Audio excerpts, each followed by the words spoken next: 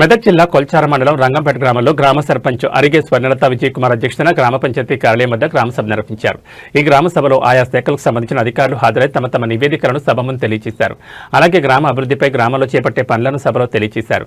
ముఖ్యంగా గ్రామంలో కోతుల బెడద, వేసవిలో మంచినీటి సమస్య, మురికి కాలువల పారిశుద్ధ్య పనులు తదితర అంశాలపై చర్చించారు.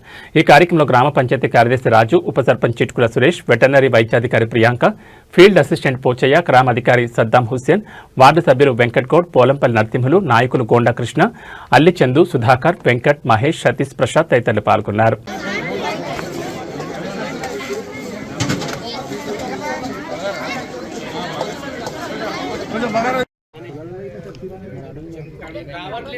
రావట్లేదు మన ఊర్లో ఉన్న వ్యక్తులు కూడా రావట్లేదు.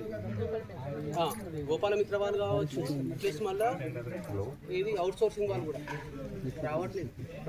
ఇప్పుడు నెక్స్ట్ ఈజీఎస్ మన నర్సరీ వచ్చేసి ఈ సంవత్సరం బ్యాగ్ ఫిల్లింగ్ అయిపోయింది. సీడ్ డ్రిబ్లింగ్ కూడా కాలేదు. బ్యాగ్ ఫిల్లింగ్ 6,000 3,000 బ్యాగ్ ఫిల్లింగ్ అయింది. ఇంకా కన్వర్షన్ 7,000. కన్వర్షన్ అంటే గతంలో ఉన్న మొక్కల్ని పెద్ద ప్యాకెట్లో తీసుకోవడం కన్వర్షన్. అవి 7,000 ఉన్నాయి. మన దగ్గర మొక్కలు అందుబాటులో ఉంటాయి. ఎవరైనా సరే పొలాల దగ్గర కానీ ఎక్కడైనా మొక్కలు పెట్టుకుంటామంటే దానికి సంబంధించిన మొక్కలు కూడా తెప్పించడం జరుగుతుంది, ఇవ్వడం జరుగుతుంది. దానికి మన సంబంధిత జాబ్ కార్డు, ఆధార్ కార్డు మాకు ఇవ్వాల్సి ఉంటుంది. అదేవిధంగా ఇంకా దానికి సంబంధించి ఇంకేమున్నాయి ఒకసారి